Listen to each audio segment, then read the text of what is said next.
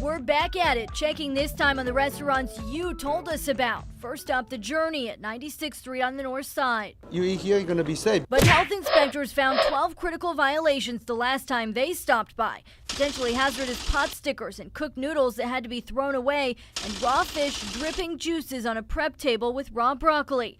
Here's the kitchen manager's explanation for 4 illness complaints in the last 6 months. The Journey, we serve a lot of more customers, and this is buffet, all you can eat.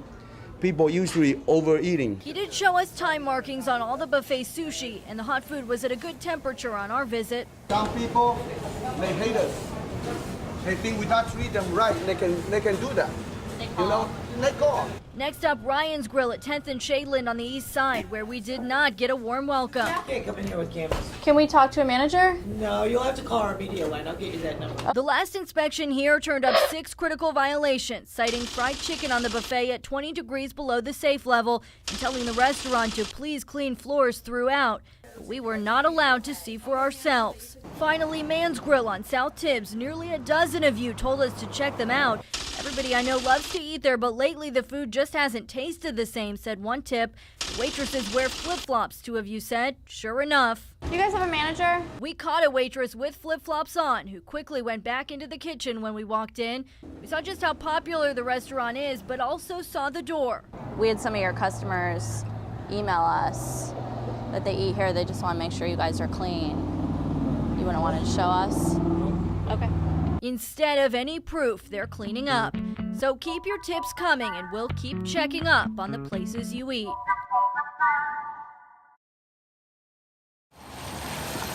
It's one of the busiest streets in Denver. Hundreds of Hoosiers will descend on the 16th Street Mall. It's a tourist hotspot for many reasons. Thank you so much. The Loto Wellness Center is just one of the Denver businesses expecting a huge weekend because of the game.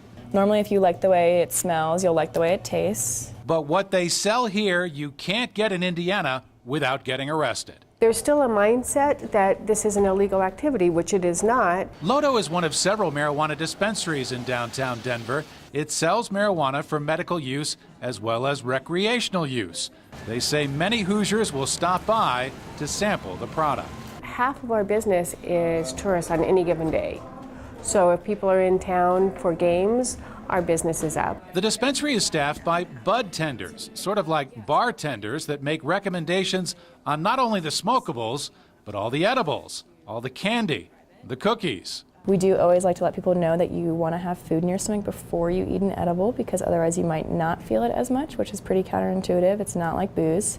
It needs to be metabolized and along for the ride. The owners of this dispensary say what they're really trying to create is a professional atmosphere. What they say they're trying to do is create an atmosphere very similar to a liquor store or even a deli, only with marijuana. You can't consume it here, same way I can't buy a bottle of wine in a wine store and drink it right there. You can't consume it in public, same thing as I can't be drinking a beer walking down the street. The managers here say some Hoosier tourists will come just to learn what legal marijuana is all about. The people here think someday soon it won't be such a novelty. As it opens throughout the country, and I think it will in the next few years, it's only going to be good for everyone. You need guidance. You need somebody to help you out. IMPD Officer Carlos Trincado. Do you understand that? Yes, sir. Spends 1 hour with these students a few days a week, hoping he'll see a difference. Yeah? I don't think so. What is it? Yes. Let's get down. Hurry up. The structure just around discipline. And so the kids learn the consequences for their actions. These students have been picked to participate in the Bridge program with their parents' permission to knock out any behavioral problems happening at home or in school. No kid here is bad. They just make bad choices. And this program is trying to get them down the right path to make proper choices in life and in school. Greg Klaus has seen positive changes already. In 6th grade, you kind of push until you get told what to do. This one kind of instills something in them to really work hard on their own to follow the rules. Everywhere we go up. Everywhere we go up. Officer Trincado does this because he wants to. I received so many calls from parents having problems with the kids, and they were asking me, what can I do with my child? Where can I send him? Who else had any problems with Matt? That's how he started the program, and it's here at this school for a second time thanks to the staff. Don't be trying to go like I didn't have any problems. A lot of times we don't think we make a difference, and maybe we don't see the difference. I look at it as a seed being planted. This program, whether it's in the school or whether it's on the weekends, it had to be with the parents involved. Get up, get on your feet, get on your feet. It helps in the classroom because they come back focused, they've got that energy. So I don't mind giving up an hour in the classroom because they come back and work even harder. You can't come in here with cameras. They just want to make sure you guys are clean. I want to talk to Jill. You're used to seeing us go into your favorite restaurants, but this time we're taking Dirty Dining home for the holidays. We're here in my kitchen now. That's right. I let Marion County Health Inspector Tori Thorne inspect my kitchen, plus 2 others, moms who volunteered to let us inside. Absolutely, they can make themselves sick. First up, PR director and mom of 2, Jennifer Wagner. Come on, ladies. Not only does she cook for her family, she gets fresh eggs right from the backyard. Well, let's get started. Yet it didn't take long for Thorne to find a violation with those very eggs. Might be better to put it on a lower shelf. Keeping eggs, especially from the store, in the door of your fridge could mean cross-contamination. That needs to be cleaned. It could use a little bit of cleaning. You do have some spatter going on. Same goes for a dirty microwave. Splatter from old food could contaminate the next meal. And when she went to cook, Jennifer made a mistake all 3 of us made. We always recommend using a paper towel to dry with, just because cloth towels can't stay super clean. Another recommendation is after you're done washing, I would do the paper towel and then use that to help close the tab. Improper hand washing marks another violation. The hand washing was a surprise.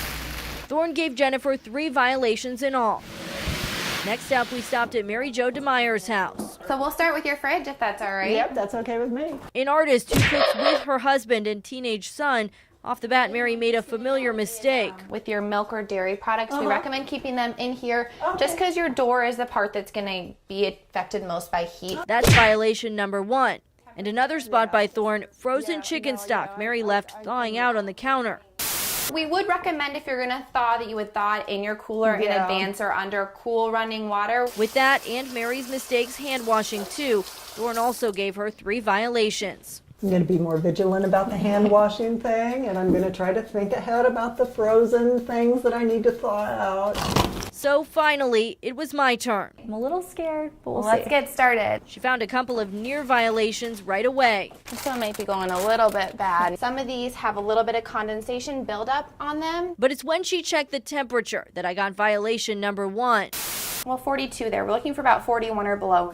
Food being held at the wrong temperature. Thorne says when you put leftovers away, don't close the lid. First put it in the fridge with the lid on top. People think you want to cover your food, and you do want to cover your food. It's very important to cover your food, and the one exception is cooling because we want to let that steam out so the food cools properly. My next mistake came courtesy my job. If you are actively working on food prep, we wouldn't recommend that you answer any phone calls or mess with your phone. I washed my hands but picked up another violation. In all, I was the worst offender. Thorne gave me 5 violations, plus plenty of tips to help all of us stay safe at home and to keep in mind the next time we visit someone else's kitchen. You want to do everything you can to prevent foodborne illness.